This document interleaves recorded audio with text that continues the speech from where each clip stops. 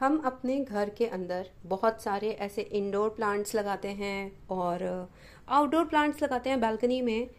और हम आज के टाइम में यानी कि गर्मी के सीजन में बहुत सारी चीजें अपने पौधों के अंदर देखने के लिए मिल रहे हैं। तो आज हम बात करेंगे ऐसे ही कुछ इश्यूज की जो प्लांट्स के अंदर हमें देखने को मिल रहे हैं गर्मियों के सीजन में।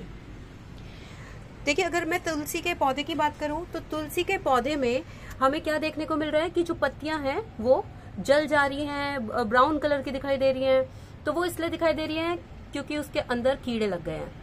हालांकि जो मेरी तुलसी है आपको हरी भरी दिखाई दे रही होगी, क्योंकि हमें फिगर आउट करते रहना चाहिए टाइम टू टाइम कि पत्ते के नीचे आगे पीछे कोई कीड़ा तो नहीं लगा हुआ है।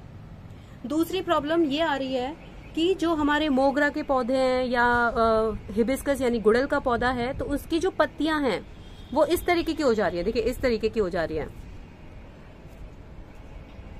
तो ये किस वजह से? ये दो रीजन की वजह से है। या तो पौधे के अंदर कीड़ा लग गया है, और दूसरा या तो इसको डिफिशियंसी हो गई है किसी चीज की, यानी कि आपको इसके अंदर न्यूट्रिशनल वैल्यूज को ऐड करना पड़ेगा। यानी कि हमें एक ऐसा फर्टिलाइजर देना पड़ेगा जिसके अंदर पोटेशियम, फॉस्फोरस बहुत ज्यादा मात्रा में हो, ताकि इसकी पत्तियां फेड ना हो।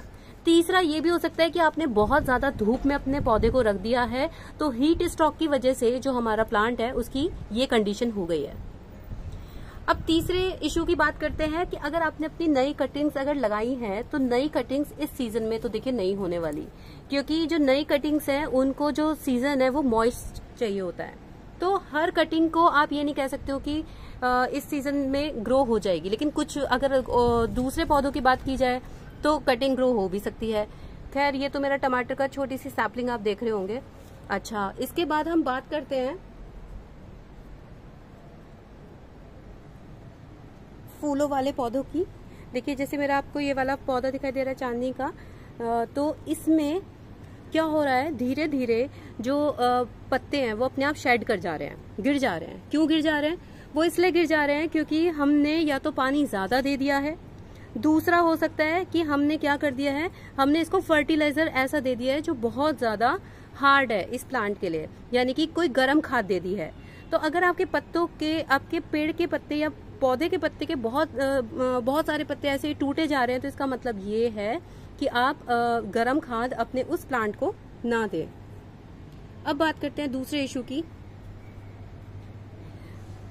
अब अगर हम हर्ब्स की बात करें, जैसे मेरा ये अजवाइन का आपको प्लांट दिखाई दे रहा होगा, ग्रोथ तो बहुत अच्छी चल रही है इसकी, लेकिन कई बार क्या होता है कि ये भी अपनी पत्तियों को शेड करना शुरू कर देता है।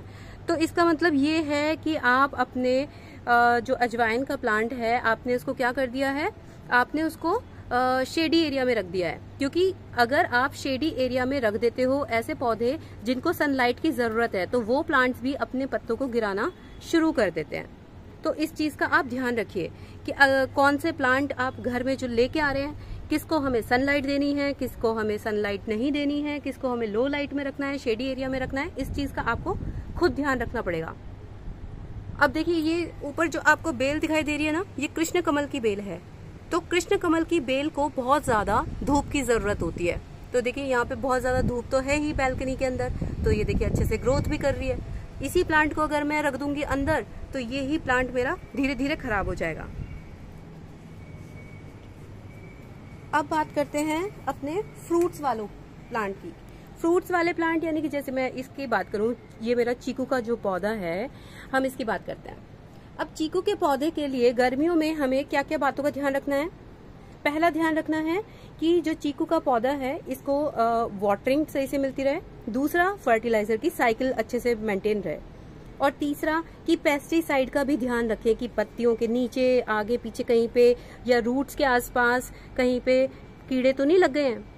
ये छोटी छोटी बातें अगर हम ध्यान रखेंगे तो हम अपने बालकनी गार्डन को अच्छे से सेव कर पाएंगे, प्लांट्स को अच्छे से रख पाएंगे, और हमें ये सारे इश्यूज भी नहीं आएंगे।